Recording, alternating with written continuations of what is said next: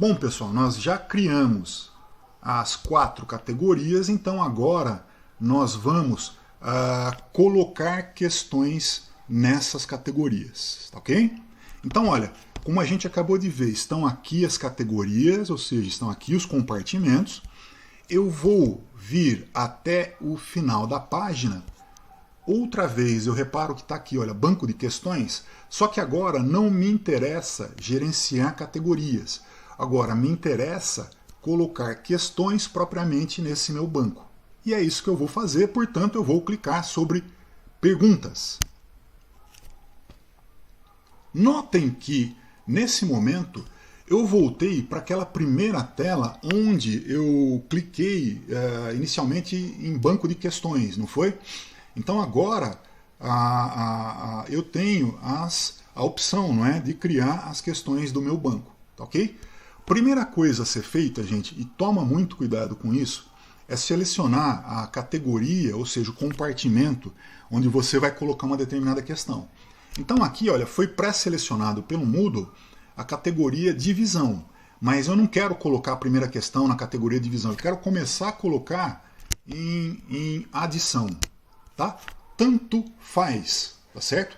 Você começa a colocar as questões pela categoria que você quiser. Isso é indiferente. Isso não vai mudar em nada a configuração do seu banco, ok? Eu decidi que eu quero começar criando questões para o banco adição, tá? E se eu vou criar questões para o banco adição, depois de selecionar essa categoria aqui, eu venho em criar uma nova questão. E aí a gente tem que tomar mais alguns cuidados. Bom, pessoal, como eu falei para vocês, nós vamos nos ater nesse momento a questões de múltipla escolha, que, como eu falei para vocês, eu acredito que para esse momento é mais do que suficiente, vai satisfazer muito bem aquilo que a gente precisa. Existem várias outras opções. Fiquem à vontade para posteriormente, se sentirem confortáveis, utilizar essas outras opções, mas nesse momento, nessa capacitação, eu vou escolher apenas a opção múltipla escolha, que é aquela prova objetiva, que é essa prova de testes, né, que a gente vai fazer nesse momento. Então, olha, múltipla escolha, selecionei aqui, tá certo? E acrescentar. Então tá aí. Pessoal, agora a gente vai começar a criar propriamente as questões que vão fazer parte da prova. Notem que, até o presente momento, o que é que a gente já fez? A gente criou compartimento, a gente criou compartimentos para colocar essas questões. Agora nós vamos colocar questões nesses compartimentos e, posteriormente, é que nós vamos usar as questões que estão nesses compartimentos, ok? Bom, vou criar então a minha primeira questão. E como eu falei para vocês, ela vai ser colocada na categoria, no compartimento chamado adição, ok? Lembra da capacitação passada, se aparecer um asterístico é porque é um campo obrigatório, ou seja, eu tenho que preencher esse campo, tá? E o que seria, pessoal, o campo nome da pergunta? O campo nome da pergunta é a pergunta em si, propriamente? Não. Nome da pergunta é simplesmente um identificador para que eu consiga me localizar, para eu consiga identificar as questões que eu vou colocando no meu banco. Ok? Então, olha, eu vou dar o seguinte nome para essa pergunta, eu vou criar o seguinte identificador para essa pergunta que eu vou construir. Eu vou chamar essa minha pergunta de AD1, tá? Ou melhor, AD01, ok? Esse é o nome da questão, é o identificador da questão que eu estou criando. Agora sim, olha, em texto da questão é que eu vou, de fato propor a minha questão. E a minha questão é 2 mais 2 é igual a... Tá aí. Esse é o texto da minha questão. Agora, pessoal, uma vez indicado o texto, nessas marcações aqui, olha, eu não vou mexer em nada, tá? E eu vou começar a pensar nas respostas. O que é que eu tenho que observar depois do texto? Olhem esse campo, uma ou múltiplas respostas. Eventualmente você pode fazer uma prova objetiva que admita mais de uma resposta. Não é o caso das provas que eu construo. Então, nas provas que eu construo, eu tenho apenas uma resposta, portanto eu vou manter essa marcação que já estava de uma resposta. Ok? A opção seguinte, o campo seguinte, misturar as opções, é muito, muito, muito importante. Por quê?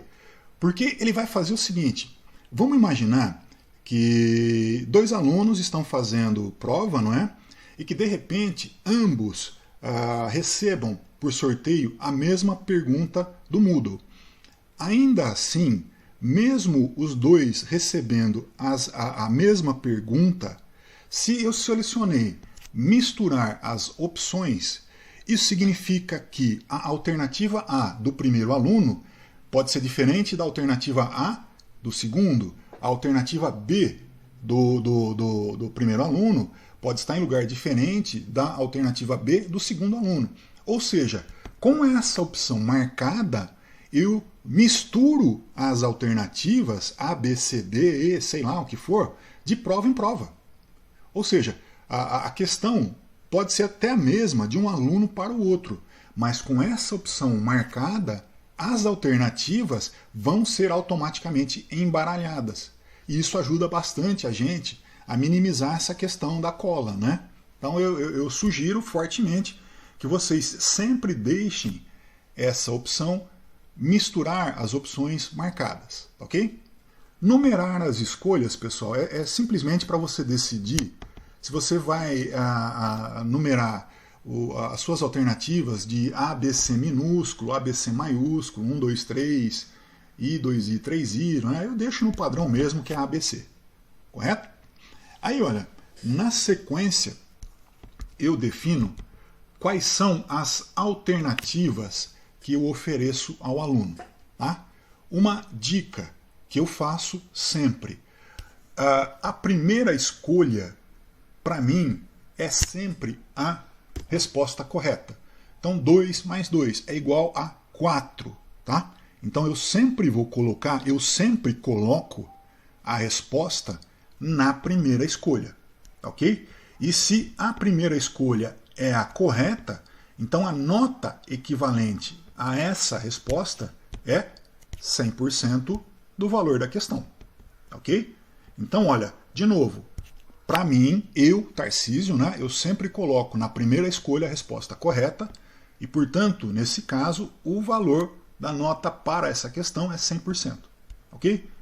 Mas, Tarcísio, se você colocar sempre a primeira escolha como sendo a correta, não vai ser sempre a alternativa A correta? Não, gente. Lembra que eu acabei de falar para vocês que quando eu seleciono misturar as opções, o Moodle ele automaticamente vai embaralhar para a gente as alternativas. E fazendo desse jeito que eu mostrei para vocês, pelo menos para mim, tá?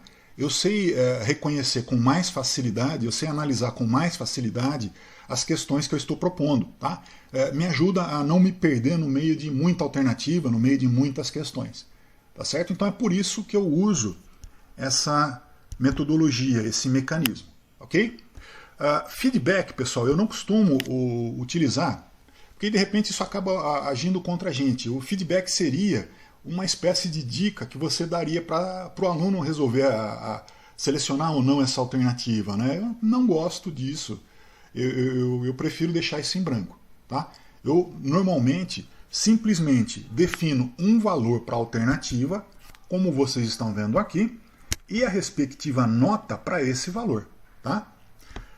Seguindo, gente, então se a escolha 1 é a escolha correta, na escolha 2 eu vou colocar um valor errado, certo?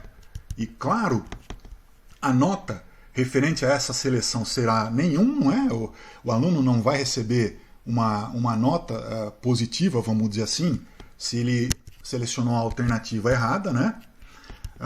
Na escolha 3, eu também, claro, vou colocar uma alternativa incorreta, tá? Portanto, a nota também será nenhum. Na escolha 4, eu também coloco uma alternativa incorreta, e a nota será nenhum. E aí, pessoal, é o seguinte, o Moodle, por padrão, ele fornece para a gente 5 alternativas, tá? Eu fiz aqui a escolha 1, a escolha 2, a escolha 3, a escolha 4, eu tenho aqui a escolha 5, mas essa quantidade de alternativas ela é opcional, ok? Eu muitas vezes eu paro na escolha 4, ou seja, as minhas questões vão ter só as alternativas A, B, C e D. Mas, se você quiser utilizar uma escolha 5, basta você indicar um valor aqui no campo da escolha 5. Agora, se você quiser colocar mais opções para o aluno escolher mais alternativas, você pode ir adicionando esses espaços aqui nessa opção, nesse botão, tá? Espaços em branco para mais 3 escolhas. Eu acho desnecessário, não é? Eu acho que se 5 para mim já é demais, se eu paro em 4, eu não fico escolhendo mais essa opção, eu não uso isso.